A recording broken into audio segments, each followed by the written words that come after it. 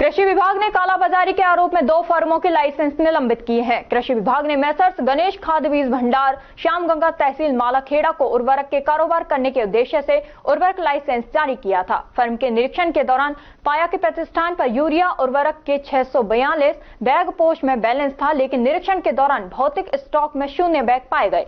642 urea के बैगों की कालाबाजारी की गई। इसी प्रकार messrs Baba Udaynath mustard producer company limited Kishori Thanagazi को उर्वरक के कारोबार करने के उद्देश्य से उर्वरक लाइसेंस जारी किया गया था। फर्म के निरीक्षण के दौरान पाया गया कि प्रतिष्ठान पर यूरिया उर्वरक के 1831 बैग पोस्ट में बैलेंस था, लेकिन निरीक्षण के दौरान भौतिक स्टॉक में 10 बैग पाए गए। 1821 यूरिया के बैगों की कालाबाजारी की गई। दोनों फर्मों के लाइसेंस निलंबित किए गए। इस समय जिले में रबी की फसलों की बुआई का तैयारी चल रही है और आने वाले समय में सरसों और अन्य फसलों की बुआई का कार्य होगा। कृषि आदानों की व्यवस्था के संदर्भ में जिले की उर्वरकों की जो मांग है कृषि आयुक्तालय को भिजवा दी गई है। इसमें कृषि आदानों की जो गुणवत्ता है उसको बनाए रखने के लिए विभाग के जो निरीक्षक हैं उनको पाबंद किया गया है कि समय समय पर कृषि आदान विक्रेताओं को निरीक्षण करें। समस्त फील्ड स्टाफ को भी हमने पाबंद किया है कि उनके जो पॉस मशीन का स्टॉक है और भौतिक स्टॉक है उसका निरीक्षण करें और यदि उनमें कोई डिफरेंस पाया जाता है तो ऐसे विक्रेताओं के खिलाफ कार्रवाई करें। इसी परिप्रेक्ष्य में दिनांक 16 अगस्त 2024 को मेसर्स गणेश खाद बीज भंडार श्यामगंगा तहसील मालाखेड़ा और messrs Baba Udaynath producer company किशोरी थाना गाजी की फर्मों का निरीक्षण किया गया था और पाया गया था कि गणेश खाद बीज भंडार श्यामगंगा तहसील मालाखेड़ा के विक्रय परिसर में पॉस मशीन में यूरिया की 642 बैग का स्टॉक था, परंतु एक्चुअल फिजिकल स्टॉक मात्र वहां पर 0 पाया गया। इसी तरह से Baba Udaynath mustard producer company limited Kishori Thanagazi के पॉस मशीन में उक्त दिनांक को 1831 बैग का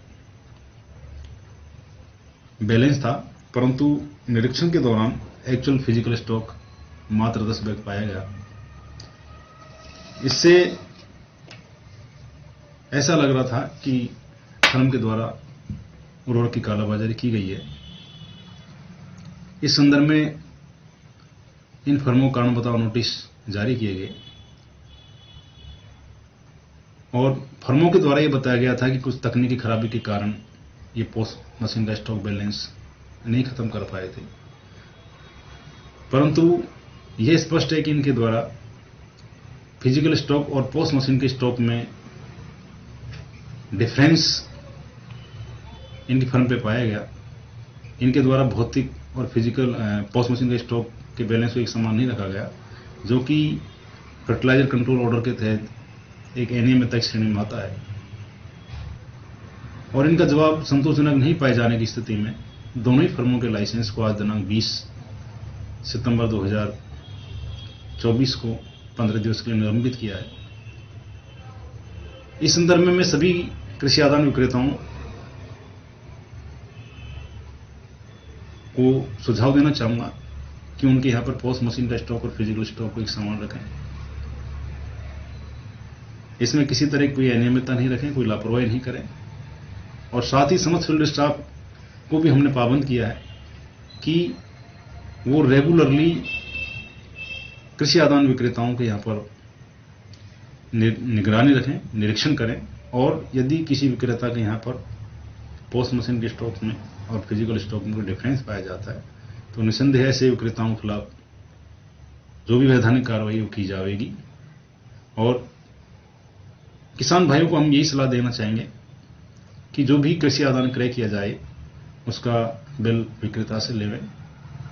यदि कोई विक्रेता बिल देने में आनाकानी करता है तो इसकी जानकारी कृषि विभाग के कार्मिकों को देवें।